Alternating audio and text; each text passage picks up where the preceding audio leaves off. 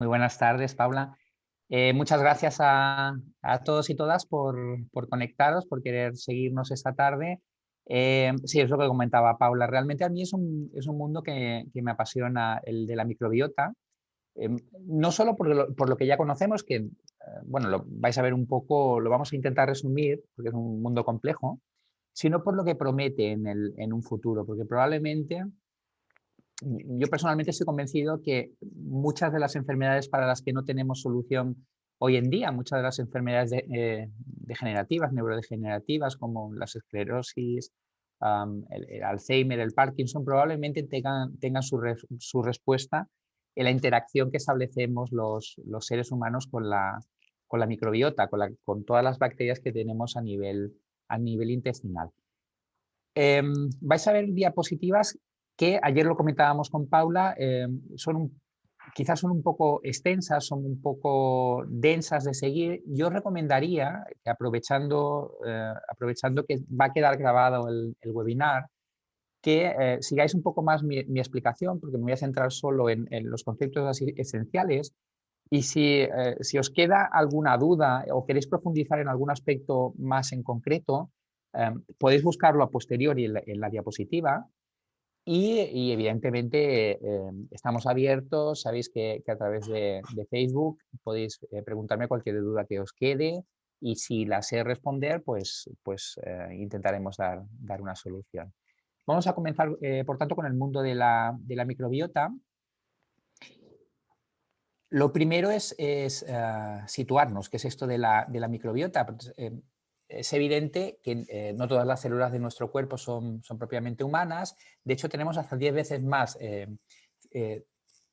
células externas o microorganismos que células humanas propiamente dichas. Esto que sería un verdadero órgano exógeno, como veis aquí, cuyo peso aproximado ronda el kilo o a 2 kilos de peso, nos permite una serie de funciones o de beneficios que hasta hace pocos años pues, no habíamos estudiado. Pensábamos simplemente, tenemos unas bacterias en el intestino, hemos de mantenerlas a raya y para de contar, y cuando nos den algún problema, pues dar algún antibiótico e intentar eliminarlas.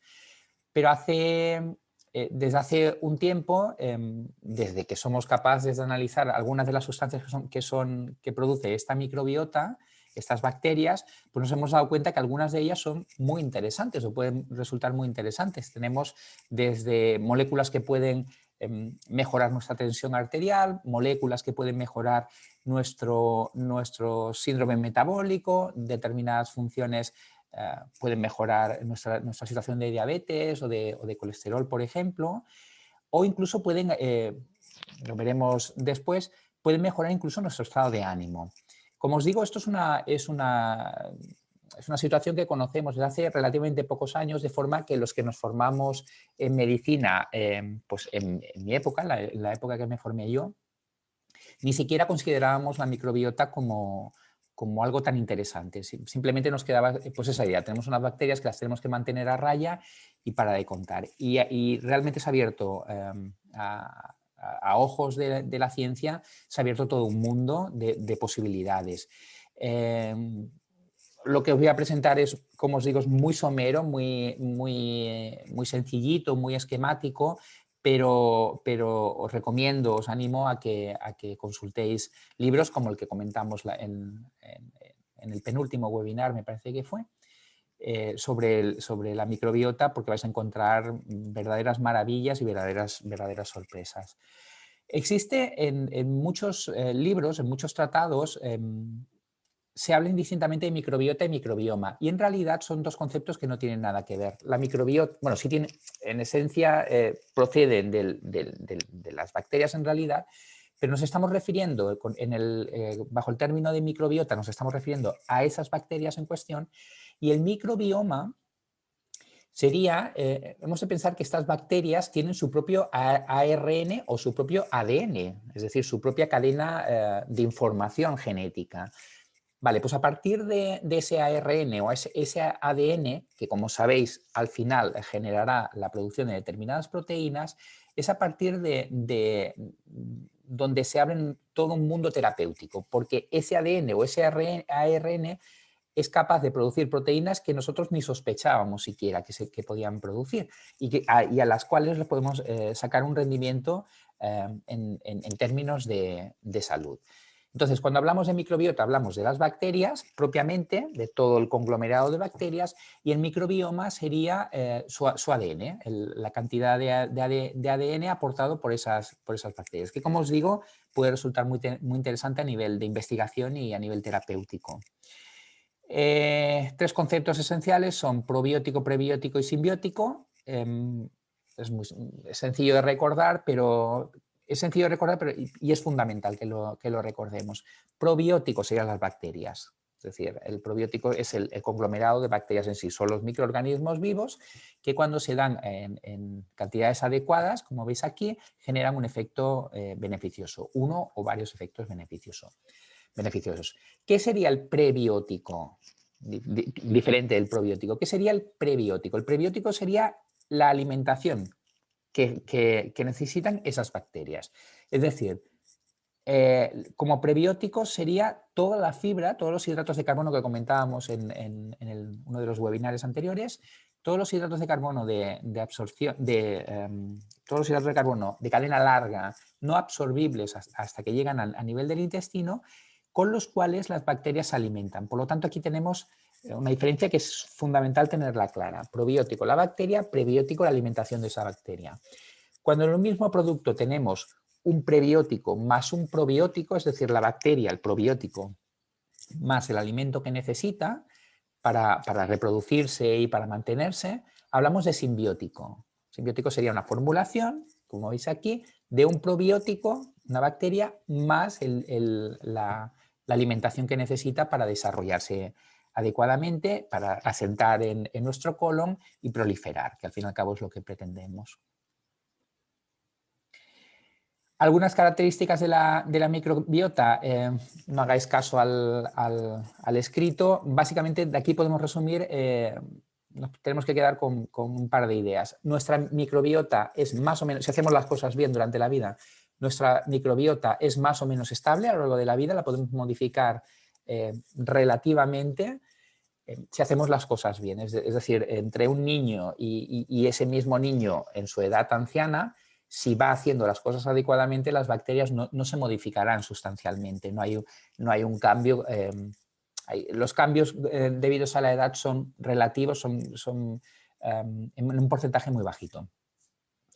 Sin embargo, si hacemos las cosas mal o hacemos durante una época las cosas mal, sí que podemos cambiar esa microbiota adecuándonos a una dieta que le vaya bien, o sea, aumentando la cantidad de prebióticos, aumentando la cantidad de fibra, por tanto, ciñéndonos un poco a la dieta mediterránea, o sea que de venir mal, de tener una microbiota poco sana, sí que podemos rehabilitarnos, entre comillas, pero si hacemos las cosas adecuadamente, la microbiota varía muy poquito a lo largo de la vida. Este concepto también es importante. O sea, la vida nos da una oportunidad, una segunda oportunidad si hacemos las cosas mal, pero si las hacemos bien, pues la microbiota apenas se modifica.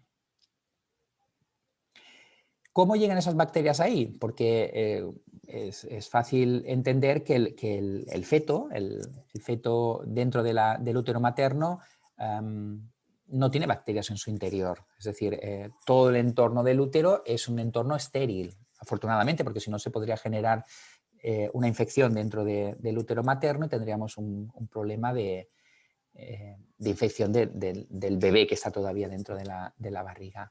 ¿Cómo llegan esas bacterias ahí?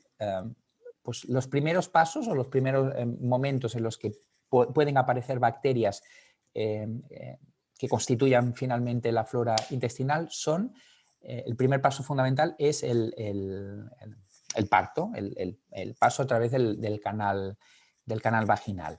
En el canal vaginal de la madre hay un microbioma, hay una microbiota, una serie de bacterias que el chiquillo o la chiquilla al pasar por el canal los aspira y los introduce dentro del intestino.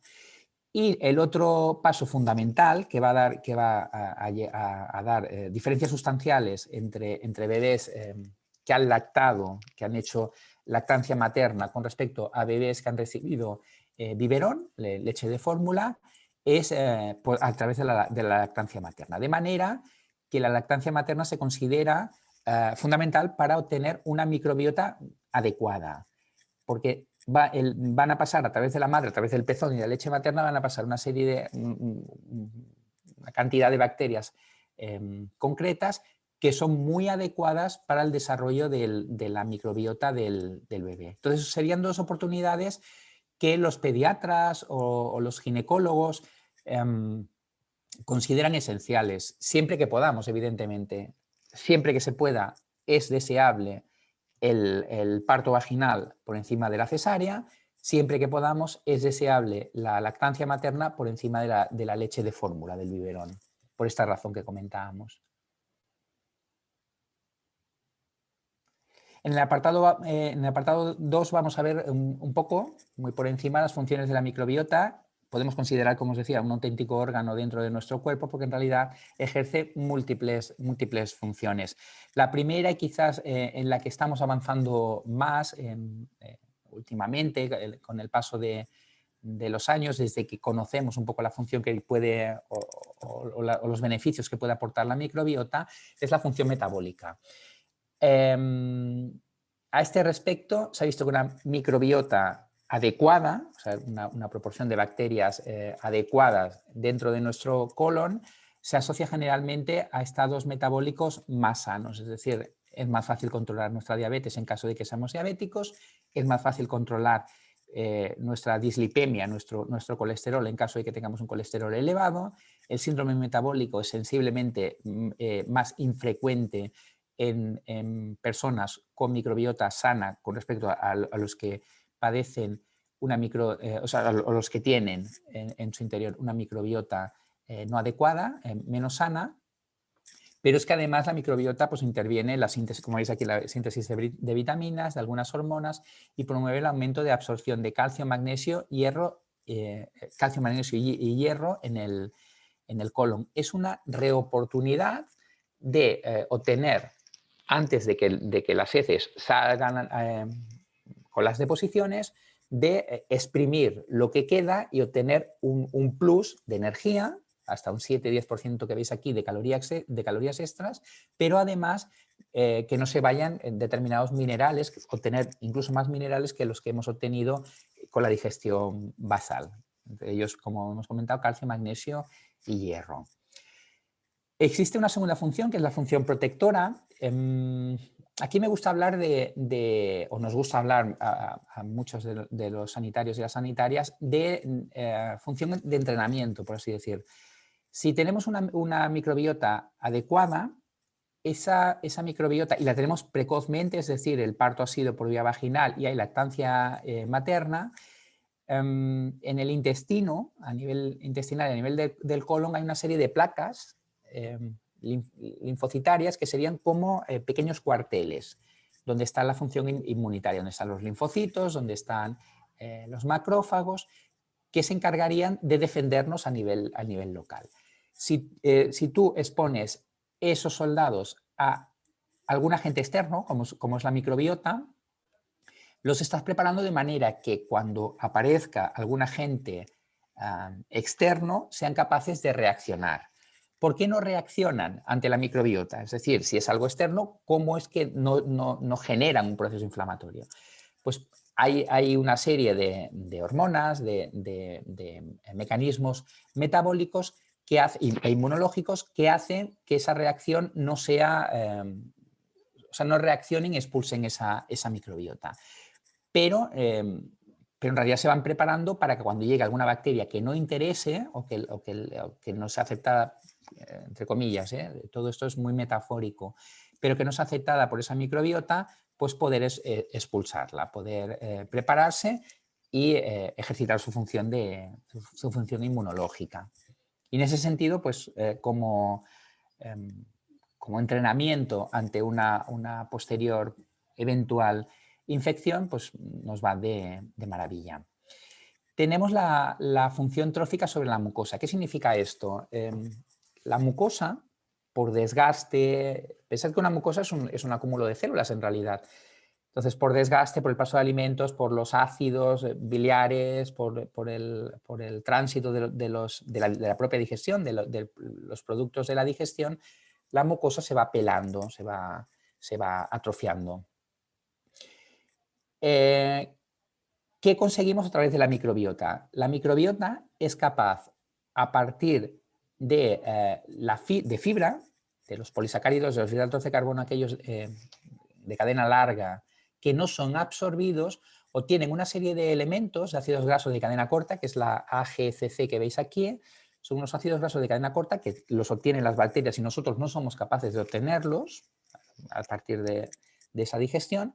Los obtienen las bacterias, la microbiota, y esos ácidos grasos de cadena corta se encargan de los orificios que pueda tener la mucosa intestinal, cerrarlos. A modo de ladrillo, cerrarlos y regenerar la mucosa, de forma que vamos a tener menos procesos invasivos, es decir, cuando entra alguna bacteria a nivel intestinal, lo va a tener más complicado a la hora de pasar a la sangre y generarnos una infección generalizada si tenemos una microbiota adecuada y le hemos dado la fibra necesaria para que produzcan estos ácidos grasos de cadena corta. Pensad que una mucosa especialmente permeable va a permitir el paso de las bacterias que comentábamos y puede generar una infección generalizada, pero además determinadas proteínas que normalmente se quedan en el intestino no son reconocidas, pero salen con las heces y no hay ningún problema, pueden llegar a la sangre reconocerlas como proteínas externas y generarse algún proceso inmunológico, alguna enfermedad autoinmune, por ejemplo, algún proceso alérgico, algún proceso irritativo, por ejemplo, algún proceso inflamatorio procedente al localizar una proteína que no corresponde al cuerpo y no ser capaces de expulsarla. Esto, si cerramos la mucosa, si sellamos la mucosa con los ácidos grasos de cadena corta, lo evitamos todos estos procesos. Y luego el tan manido, pero que es un concepto que a nosotros nos ha dado una nueva perspectiva, el denominado eje intestino-cerebro. Como sabéis, la serotonina sería la hormona, se llama la hormona de la felicidad, porque en realidad sería la hormona, la carencia de la cual se traduce en síndromes depresivos, en ansiedades generalizadas, en cuadros distímicos, por ejemplo.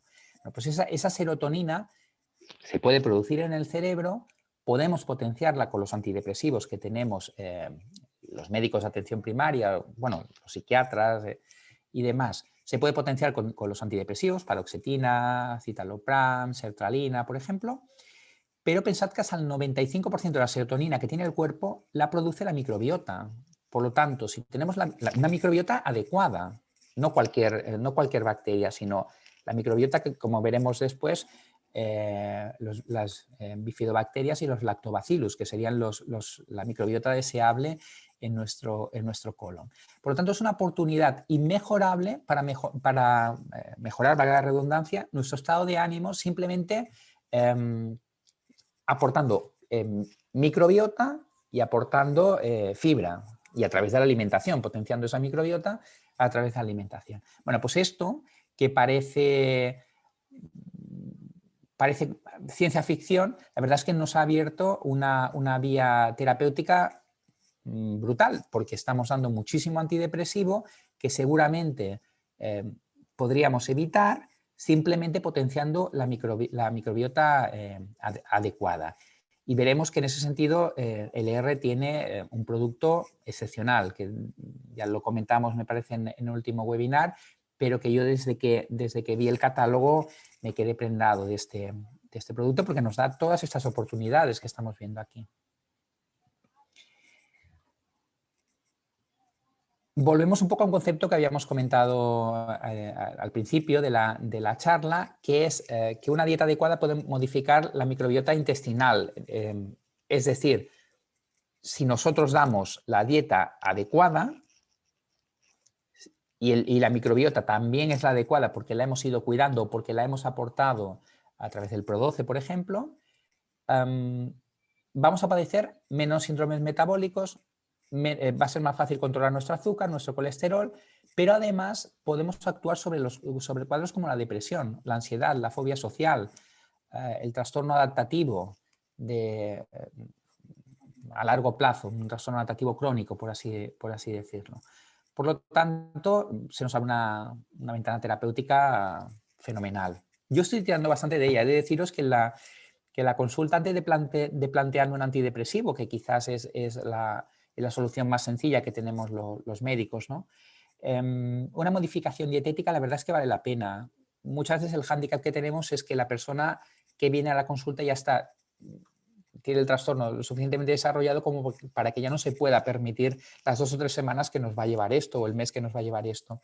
Pero los que estamos relativamente sanos en ese sentido, yo os animo a que utilicéis probióticos, a que utilicéis fibra, a que consumáis mucha verdura, a que consumáis la fruta con piel, a poder ser, siempre que podáis, porque vuestro estado anímico lo notará sin duda.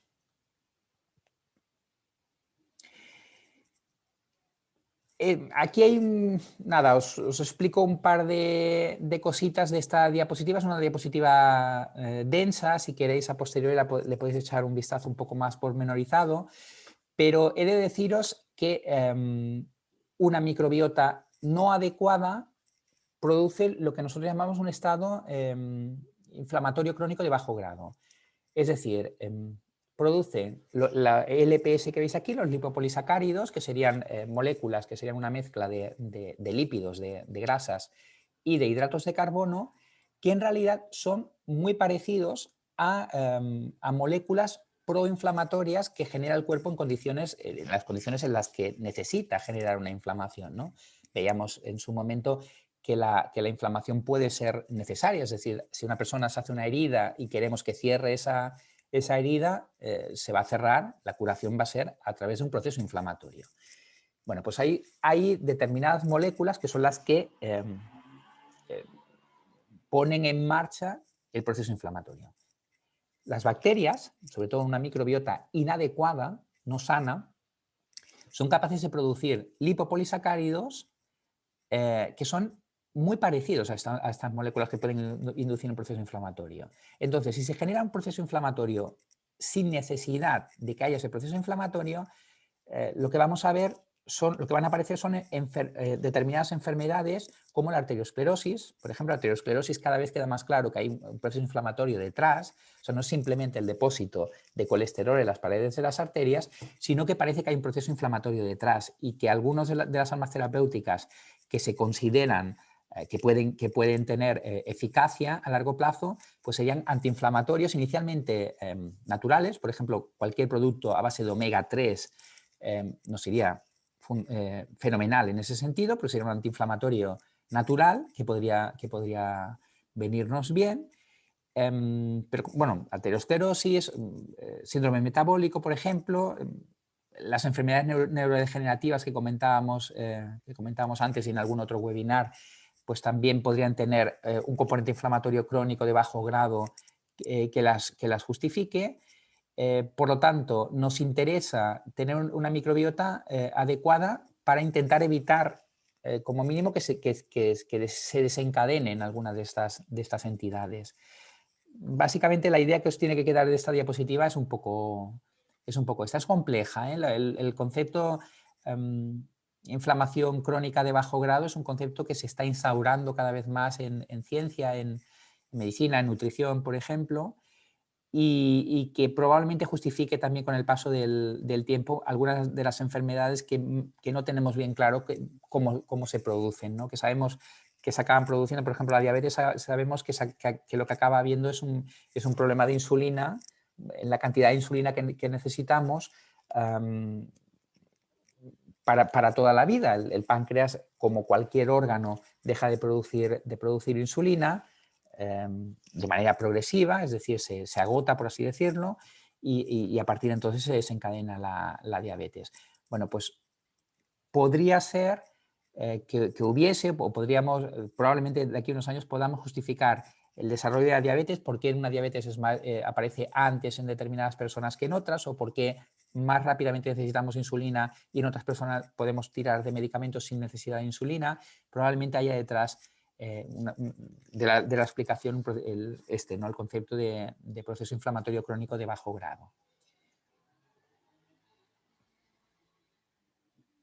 Se sabe también, estos son simplemente ejemplos, quedaos con que hay variabilidad en ese sentido, no es necesario que os quedéis con los tipos de bacterias que hay, pero se sabe que que según las dietas la dieta que ingiera la persona, van a haber una cantidad de bacterias concreta o van a haber otras bacterias. Y hay algunas que nos interesan que estén, por ejemplo, y hay otras, como ves aquí en el caso del Clostridium perfringens, el Clostridium difficile, la Escherichia coli que veis abajo, que no nos interesan que estén porque puede generar determinadas infecciones. O sea que podemos incidir sobre la microbiota a través de la dieta. Como veis aquí vais a encontrar bifidobacterias y lactobacillum asociados a las dietas más saludables, a la presencia de hidratos de carbono complejos, sería... Y cuanto menos saludable sea la dieta, rica en grasas o proteína animal, por ejemplo, rica en azúcares refinados, vamos a ver bacterias de otras familias que no nos interesan que estén en el cuerpo porque pueden generarnos cuadros patológicos.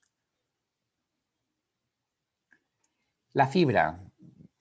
Entendemos la fibra es esencial como alimento de esa microbiota. Por lo tanto, vamos a intentar priorizar todo lo que podamos el consumo de fibra. Fibra soluble, fibra insoluble, sabemos que lo deseable es la fibra soluble, que es la que puede utilizar las bacterias y convertirlas en los ácidos grasos de cadena corta que comentábamos antes, ¿no? La insoluble simplemente pasa a través del cuerpo y la expulsamos tal cual y las bacterias prácticamente no son no son capaces de degradar esta fibra. Por lo tanto, la insoluble la puedes meter un poco para que te ayude a ir de vientre en casos de estreñimiento y demás, pero a poder ser hemos de tirar sobre todo de fibra soluble. La fibra probiótica, como comentábamos, sería la fibra fundamentalmente soluble. Ejemplos serían la inulina, por ejemplo, hay compuestos a base de inulina, determinados oligosacáridos, como los fructooligosacáridos o los galactoligosacáridos, que los conoceréis por el fructooligosacáridos como FOS y galactoligosacáridos como GOS. Y cuando damos estos fructooligosacáridos, estos galactoligosacáridos, lo que vamos a tener fundamentalmente es un aumento de bifidobacterias, que son una de las dos grandes familias que nos interesa que estén en nuestro área colónica, en nuestro colon, porque además de constituir la microbiota adecuada, nos ayudan a aumentar la cantidad de vitamina B6, B12 y ácido fólico, que sería la vitamina B9, y nos interesa obtener este plus de vitamina B6, B12 y ácido fólico. De fibra probiótica, sobre todo nos interesa como mínimo consumir 25 gramos, 25-30, dependiendo del tratado veis 25, dependiendo del tratado veis 30 gramos de fibra al día, pero la cantidad es más o menos esta, entre 25 y 30 gramos de fibra soluble al día prioritariamente. Veis aquí que pone, además, un 30% debería ser soluble. Idealmente debería ser una proporción bastante mayor, pero como mínimo se considera que con un 30% de fibra soluble se compensa la fibra insoluble y obtenemos todos los beneficios que hemos comentado antes. ¿Esto es fácil de obtener?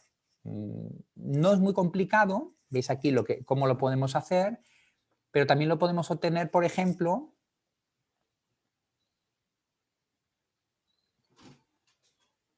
no es esta diapositiva.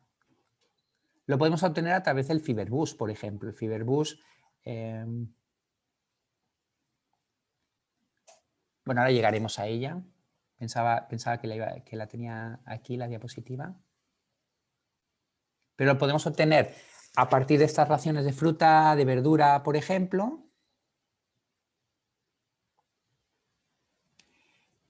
Se ha visto, además, que según cómo sea la microbiota, sí que existe relación entre la presencia de determinadas bacterias, sobre todo, y tener sobrepeso o padecer obesidad, por ejemplo, sí que hay una relación clara, de manera que una microbiota adecuada te asegura, entre comillas, un peso más adecuado, o como mínimo, si hay sobrepeso y obesidad, no llegamos a niveles tan elevados. Por lo tanto, la microbiota en ese sentido también nos puede ayudar, tener una microbiota adecuada.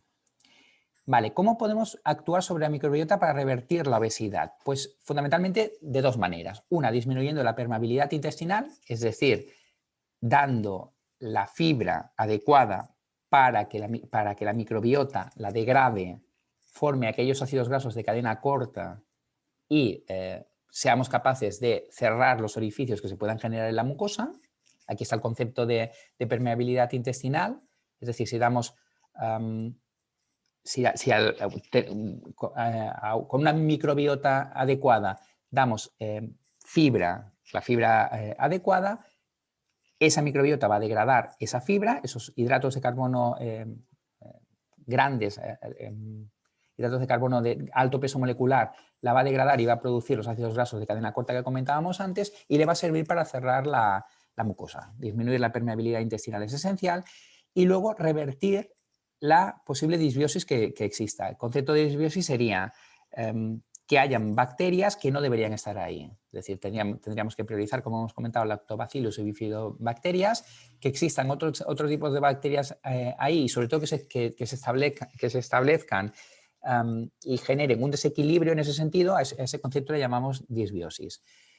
Y lo veremos en las siguientes diapositivas, pero para disminuir la permeabilidad intestinal, Fiberbus, por ejemplo, y para revertir la posible disbiosis existente, pues lo mejor para tener las plantas adecuadas, en ejemplo metafórico, para tener las plantas adecuadas lo mejor es aportarlas a través de un probiótico como el Pro12, por ejemplo, sería una buena solución. O sea que con Fiberbus y Pro12 podemos beneficiarnos de todo esto que estamos comentando hoy.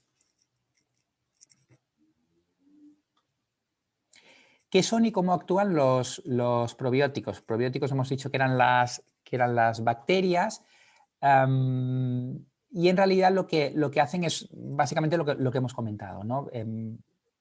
Se establecen una serie o sea, establecen un hábitat, por así decirlo, y evitan que proliferen bacterias que pueden resultar dañinas para nuestro organismo. Esa sería quizás la función protectora, la función defensiva, que es quizás la más conocida hasta la fecha, pero además generan a través de su microbioma, recordar, el microbioma sería el ADN de esas bacterias, se genera una serie de moléculas que pueden ayudarnos a revertir el síndrome metabólico, los procesos inflamatorios crónicos de bajo grado, generan esas bacterias también serotonina que pueden ayudarnos en el estado anímico, y vaya, todos son beneficios. Si la microbiota es la adecuada, todos son beneficios. A la que aparece alguna bacteria que desencadene un desequilibrio, una disbiosis, como comentábamos, sobre todo si prolifera, puede pasar la barrera intestinal, llegar a la sangre y producirnos pues, cuadros infecciosos a todos los niveles. Hablábamos antes de la Escherichia coli, por ejemplo. La Escherichia coli es la causa más frecuente de infección urinaria. Y la infección urinaria nosotros en las consultas lo vemos muchísimo, sobre todo en mujeres. Por lo tanto, y una de las dianas terapéuticas que se plantean cada vez con más insistencia es cambiar la microbiota de manera que esa Escherichia coli, que generalmente está a nivel de colon, la podamos mantener a raya, no pase a la vía vaginal y genera de la vía vaginal hacia la uretra y generar infecciones urinarias. O sea que aquí se abre toda una diana terapéutica. Aquí tenéis resumido las tres ideas fundamentales de cómo actúan los probióticos: el efecto antimicrobiano, porque mantienen a raya las bacterias que podrían generarnos cuadros infecciosos preocupantes; aumentan la función de barrera a través de la producción de los ácidos grasos de cadena corta que veis aquí, que serían como hemos comentado, los que taparían los orificios a nivel de la mucosa y evitarían una hiperpermeabilidad de la mucosa que nos podría generar pues, cuadros también infecciosos, cuadros alérgicos, inmunitarios. Y el efecto inmunomodulador, pues un poco volvemos al ejemplo que comentábamos antes del sistema defensivo. O sea, lo que estamos haciendo es entrenar al sistema inmune, estamos exponiéndolo a agentes externos, lo estamos entrenando de manera que cuando vengan bacterias que nos interese eliminar, pues sean capaces de desencadenar todo el proceso antiinfeccioso. Tienes aquí el tejido linfoide asociado a las mucosas, lo que comentaba antes, las placas aquellas donde están los linfocitos, los macrófagos y demás, que son las que entran en contacto con el germen y desencadenan todo el proceso a través de mediadores de inflamación, desencadenan todo el proceso inflamatorio que va a llevar a la expulsión de la bacteria dañina o nociva.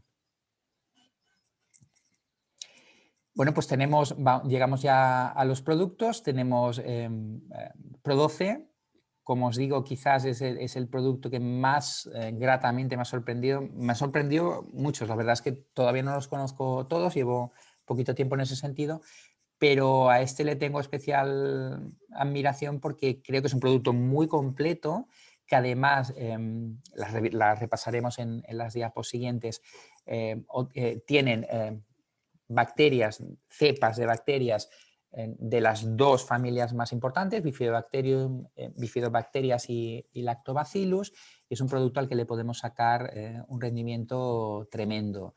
Sería sembrar las bacterias que queremos tener en el colon, sembrarlas a través de un producto y simplemente tomar una cápsula y asegurarte que las bacterias adecuadas entran al organismo, yo lo veo algo tan sencillo de realizar que me parece raro que la gente no lo haga de manera más generalizada.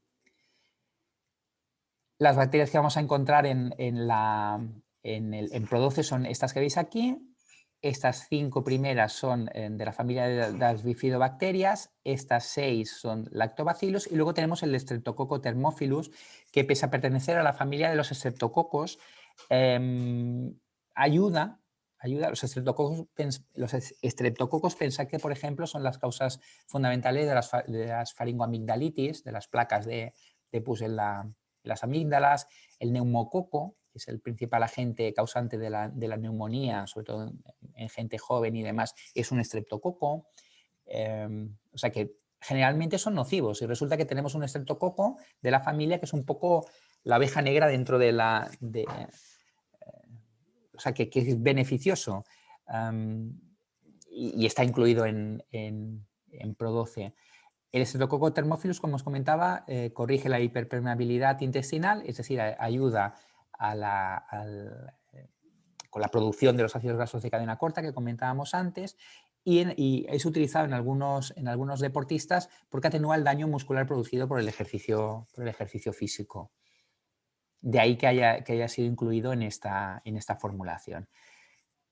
Los Bifidobacterium, alguna tiene alguna función muy específica, pero en esencia están en el tracto gastrointestinal de niños adultos y degradan los azúcares de la leche materna y los hidratos de carbono próximos a la microbiota. La acción inmunomoduladora y antiinflamatoria también se le supone a cualquiera de las bacterias que hay aquí, lo que pasa es que hay algunas que son especialmente activas en ese sentido. Por ejemplo, el longum, la Bifidobacterium longum, es especialmente interesante, eficaz a la hora de inmunomodular, o sea, de modular la reacción inmunitaria y antiinflamatoria. También favorece la integridad de la barrera intestinal. Y nada, os dejo la presentación, encontraréis para cada una de las bacterias cuáles son las funciones específicas, pero nada, deciros que realmente es un producto muy logrado y que además aporta muchísimos beneficios, que cualquiera de los beneficios que hemos comentado en la charla de hoy los podéis encontrar aquí resumidos en estas 12 bacterias.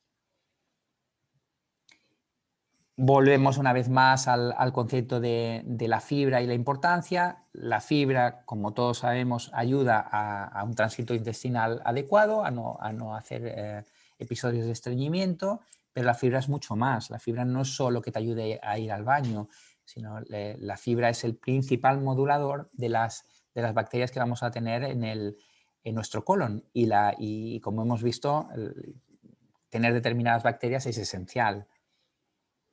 ¿Cómo tenemos la fibra? Veis aquí que la cantidad recomendada diaria sería entre 25 y 30 gramos. Volvemos al concepto de fibra. Actúan como prebiótico y además tienen acción laxante. La acción laxante es archiconocida, históricamente conocida, pero la función prebiótica es esencial y con el paso del tiempo vais a irla escuchando cada vez más.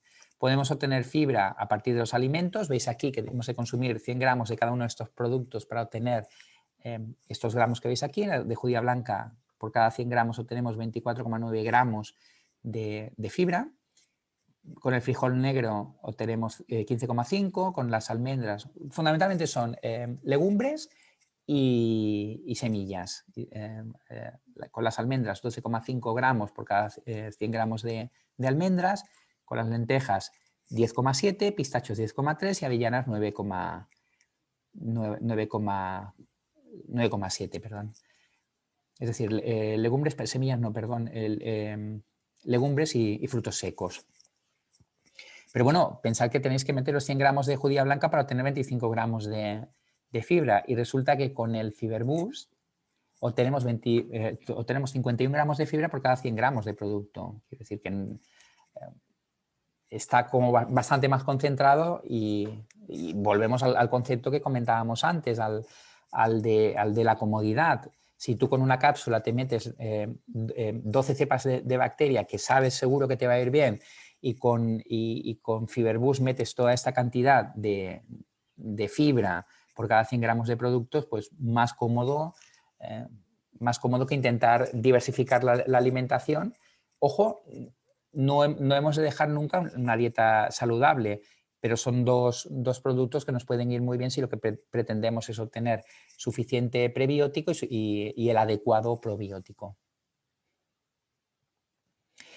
A nivel de la mucosa intestinal, sobre todo, el calostro también nos aporta, también nos ayuda a restaurar el intestino permeable, porque tiene efecto, gracias a sus inmunoglobulinas, tiene un efecto bactericida y antifúngico, sobre todo de aquellas cepas que no sean adecuadas, antifúngico todas las cepas, ¿no? de hongos, pero a nivel, tiene un efecto bactericida sobre todo sobre las bacterias no adecuadas, las bacterias patógenas, y además constituye un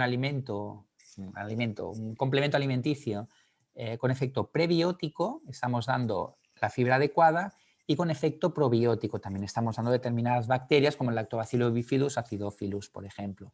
Es inmunomodulador, también ayuda en ese sentido a la función de las bacterias, de manera que nuestra respuesta inmunológica en caso de necesitarla va a ser más adecuada todavía y además aporta en otros aspectos, pues mejora el tono muscular y el rendimiento. O sea que una asociación entre Produce, Fiberboost y calostro puede resultar muy, muy, muy interesante. Aquí tenéis un poco, esto lo conocéis mejor vosotros y vosotras que yo, la dosificación para el calostro bebible y para el calostro en cápsula.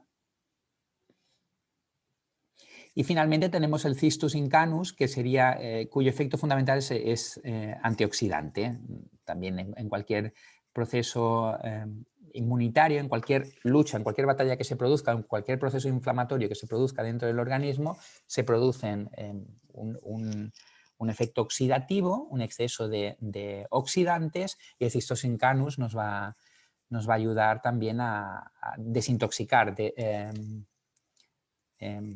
antioxidar, perdón, no me salía la palabra, el verbo, antioxidar el ambiente. Por lo tanto, sabéis que tenéis el autoenvío, la posibilidad de autoenvío con Produce, con Cistus incanus y con colostrum. Yo añadiría quizás dentro de todo este compendio la conveniencia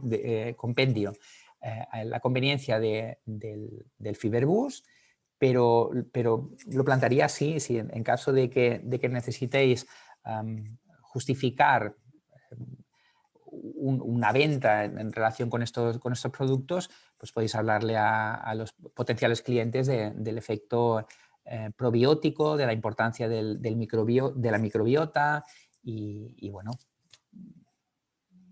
o sea, tenéis todos los argumentos posibles para que la persona se quede prendada de todos estos productos.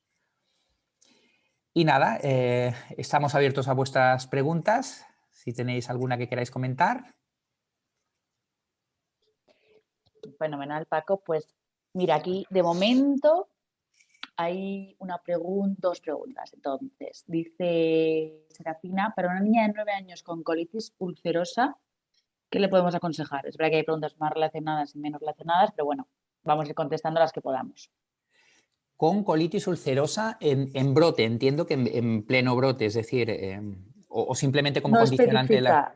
especifica, no especifica. Pero bueno, puedes decir un poco en resumen ambos casos y así a ver si podemos ayudarla. Vale, si no es en brote, si simplemente tiene ese condicionante, de vez en cuando va haciendo brotes que generalmente tienen relación sobre todo con épocas de estrés y demás, una microbiota adecuada es fundamental. Es decir, que Pro12 puede ir de maravilla y el Fiberbus igual.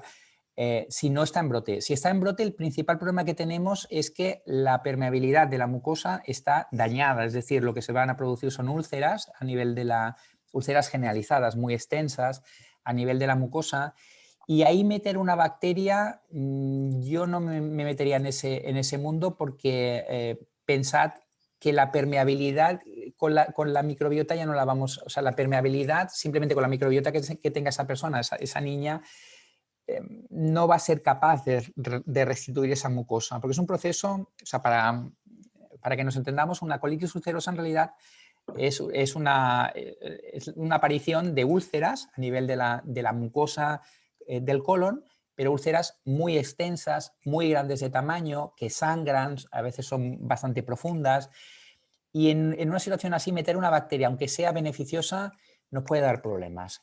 Entonces, si la niña no está en brote, lo mejor es fibra y adecuar la microbiota, porque además eso también le va a ayudar a que haya menos procesos inflamatorios y por lo tanto que el riesgo de una colitis ulcerosa sea menor.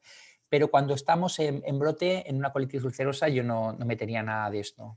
En cualquier caso, fibra se puede meter, bueno, fibra si la tolera, porque pensad que esas úlceras son un proceso inflamatorio que van a generar diarrea, que van a generar mala tolerancia a los alimentos, que va a sangrar esa persona, va a tener diarrea, va a absorber inadecuadamente los alimentos, va a tener tendencia a la deshidratación por pérdida de líquido a ese nivel. Entonces, no va a tolerar la fibra, si metes mucha fibra, no la va a tolerar, y meter bacterias en un terreno en guerra, aunque suene fatal en estos tiempos, ¿no? Pero en un terreno en guerra, meter combatientes, me daría miedo, yo no me metería. Si no está en brote, sí. Si está en brote o hace brotes frecuentemente, no me metería en este mundo. Vale, pues muchas gracias, Paco. De nada. ¿Pro12 se recomienda para, o sea, una mujer en lactancia puede tomar Pro12?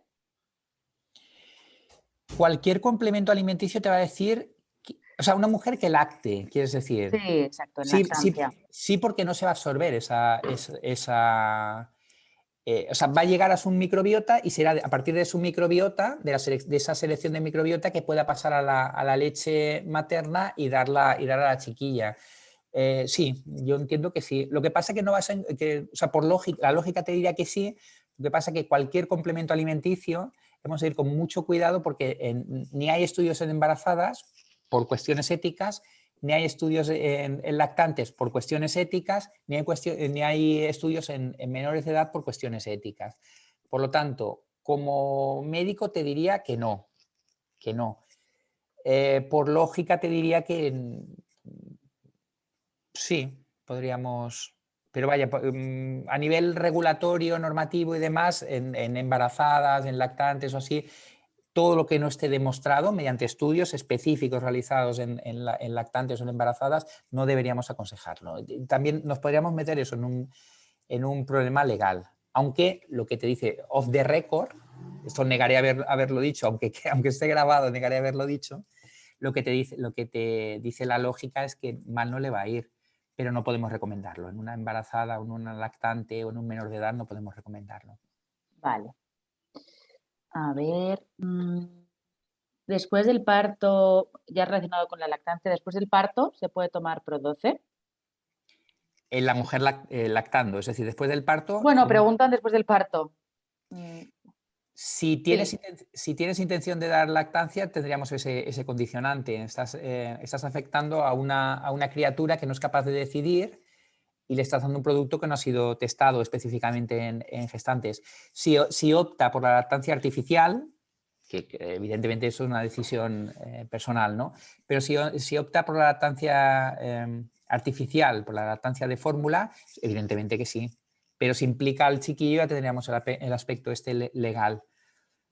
vale. A ver, más preguntas. Dicen, la toma de Produce, ¿cuánto tiempo es recomendable? ¿Siempre? ¿Durante una época? Yo lo haría por épocas, hasta que tú intestinalmente te sientas mejor, empezarás a notar determinados efectos, sobre todo el ánimo. Se nota, pues eso, en 2, 3 semanas, 3, 4 semanas, se puede notar el ánimo, que no es un tiempo muy superior al de los antidepresivos. Cuando tú das un antidepresivo, normalmente tardan 2, 3 semanas en empezar a notar el efecto, las personas que lo toman, ¿no? Yo haría hasta que notes el efecto de lo que pretendes compensar, y si es a nivel de salud, yo haría pequeñas tandas, igual un mes, después, si vas haciendo la dieta adecuada, evidentemente, ¿no? Pero si vienes una dieta horrorosa y quieres reponer, yo haría un mes, mes y medio, 2 meses, por ejemplo, haría periodos de... O sea, has sembrado ya, no, tampoco tiene sentido, esto vamos a entenderlo como un terreno en el que siembras determinadas semillas. No hace falta que vayamos sembrando de manera sistemática. Sembramos unas pocas, dejamos que crezcan, vemos si el terreno es el adecuado o no, y si es el adecuado, si nos queda algún huequecillo, sembramos ahí. Es un poco eso. Si esperas algún efecto terapéutico, entre comillas, pues hasta que mejores sintomáticamente. Si no esperas el efecto terapéutico, yo haría tandas de eso, un mes, mes y medio, 2 meses, por ejemplo, para dar tiempo a revertir la disbiosis, o sea, a que las bacterias no adecuadas marchen, y asegurarte que asienten las que pretendes que se queden ahí. Pero es un mes y medio, 2 meses, un mes, dependiendo de si tu dieta es adecuada, pues con un mes en principio tendría suficiente. Fenomenal. Veo aquí alguna pregunta que no está relacionada con el tema de hoy. Entonces yo os voy a, bueno, no sé, si es que igual no estáis enterados que hay una página donde el doctor responde a modo consultorio a las preguntas. Entonces, es su página de Facebook. Corrígeme, Paco, si lo digo mal. Creo que es Francisco Marín, ¿no? Es tu nombre completo. Sí, Francisco Marín Jiménez. Ujú. Veréis que es algo... Tengo una personal que no es esta, y luego hay una para estas cuestiones, y veréis que salgo en una foto vestido con el traje en el evento que hicimos presencial en Madrid en enero. O sea, veréis Fenomenal. el fondo verde y Justo. eso. Y entonces ahí podéis hacerle preguntas relacionadas, porque normalmente solemos hacer preguntas relacionadas con el tema del día en concreto, ¿vale? Si es una pregunta más personal o de un caso particular, yo recomiendo, por favor, y os pido, por favor, que lo hagáis en consultorio. Luego, nuestra idea es publicar esas preguntas y archivarlas en alguna web para que bueno, estoy fatal, las preguntas que se repitan, bueno, pues estén ahí archivadas y grabadas pues, por orden de patologías, por orden de productos que puedan ayudar, etcétera. Así que escribirle por Facebook y él les contestará lo antes posible. Y dicho esto, Paco, pues nada, despedirnos hasta el siguiente webinar a final de mes. Y muchísimas gracias, Ilse, a ti también. Muchas gracias, Ilse. Buenas tardes a todos, gracias. Nos vemos. Gracias por haber estado al otro lado. Muchas gracias.